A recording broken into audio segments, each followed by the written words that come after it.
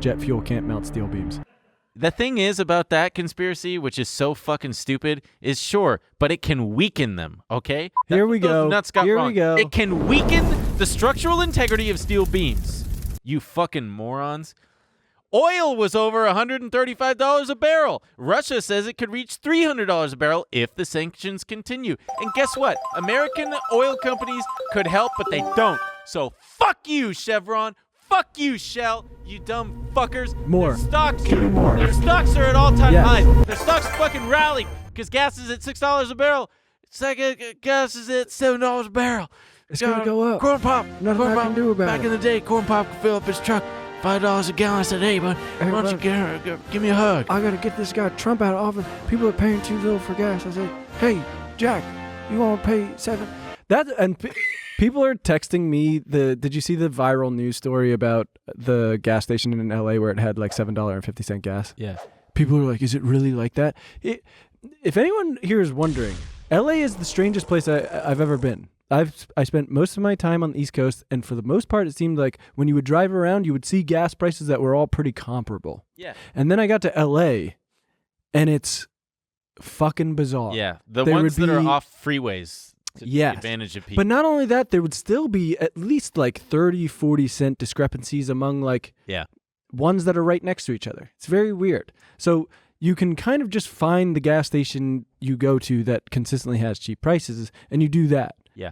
But then there are these weird, I honestly thought they were like fronts for something. There's one right by the 101, which is probably, we know. 76. Is it a 76? No, it's an Exxon. Oh, yeah. Okay, yeah. And they consistently have somewhere between like $1.50 and $2 higher per gallon. Beverly Hills also has Yeah. way higher. There's like a Shell station off of Santa Monica or Wilshire, I think. And that's not to say the gas prices are extremely high in LA. California gets fucked every They're time. probably about $5 a gallon. Yeah. But so now you can find a gas station that will have $7.50. Yeah. And I think news stations are like, well, this is great. We could just go viral and talk about how crazy this is. Yeah. It's really. But yeah, I have friends sending me the video and being like, "Is this real? How?" Yes, it's real. Well, the $7.50, But not for everything. No one's paying $7.50 for gas. Yeah. But it's better gas. That's why they charge more.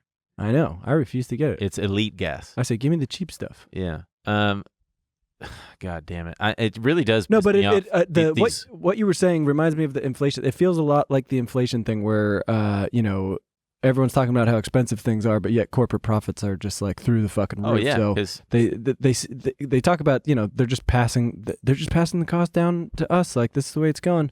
But it's like, well, you guys seem to be doing fine. Yeah.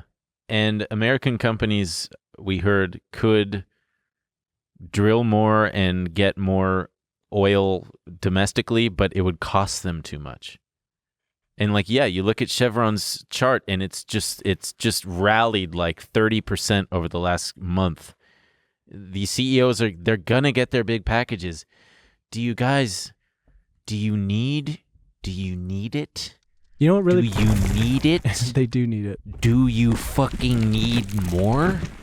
Because I'll give you more. Do you want me to spend more money on the gas?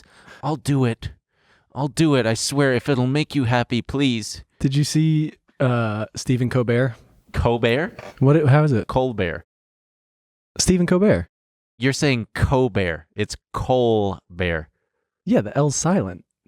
No, it's not. It's not Colbert. Stephen Colbert. Yeah, there you go. You got it right. Okay. What about him? He went a little viral because, I mean, rightfully so. He was getting fucking dunked on because he was like, oh, he said, it sucks because he used to be so like fun and he was, and then now he's just this weird like political guy. But like everybody is so elite pilled of like he can't even see reality anymore. What did he say? He was like, he was basically doing this rah thing of like, yeah, and we don't care if we have to pay more for gas. What is it now? $5 a gallon? Great. Oh, like, if we're just going to hurt Putin, like, I don't care. Jack it up to $15 a gallon. You know why? Because I drive a Tesla. And everyone was like, yeah. And it's like, dude, how fucking dense are you? That's so out of touch. This guy, I mean, he's probably worth like $100 million. No way. I bet he's worth like 50. Okay. Take me away. He might be. You never know what investments he's got. Oh, Stephen Colbert. Hey, we split the difference, $75 million, according to glad you fucking according to website. What? Let's pull up this unusual Wales tweet. Our favorite congressperson, Marjorie Taylor Greene, bought American oil stocks, including Chevron. She bought war stocks, including Lockheed Martin, and renewable energy stocks, including NextEra, one day before tweeting the following, quote, "War and rumors of war is incredibly profitable and convenient." I know that she was tweeting that as a jab toward the elites, as like, hey, war is just profitable for these companies, right? Which is true. She props her up as a common person who's she's going down to Washington and fight against the elites. Yeah, she's gonna squeeze Joe Biden's noggin between those. But those meanwhile, thighs. we want her to get down here. Yeah, give us a lesson. If you know what I'm saying. Give me a lesson, Marjorie. I want to be waiting on the sidelines. Let me get in there. It was my turn to get my head squeezed. Pop that motherfucker's head already. It sucks because I do put Chevron in my Volvo. That's what my mechanic tells me to put in it. You got to do 91 octane. So then Russia is also threatening to cut the flow of natural gas to Europe, which is... well, I do want to mention that real fast. Because of the whole Russia thing, the price of nickel went up because what the fuck? Who cares? But this one Chinese company had 100,000 tons of nickel that they were short. And then nickel squeezed from 20,000 a ton to 100,000 per ton. And the London Metal Exchange had to halt trading in it, which is interesting because apparently 17% of the world's nickel comes from Russia. Huh. And you know who suffered a huge loss? No, BlackRock. No, not BlackRock. BlackRock. Not Larry Fink. Larry. Think of the Finks. I'm so sorry, BlackRock. Did you suffer a loss? I was reading it says I don't know how they fucked this up so bad. Oh, because they're a bunch of fucking greedy idiots and they'll do anything.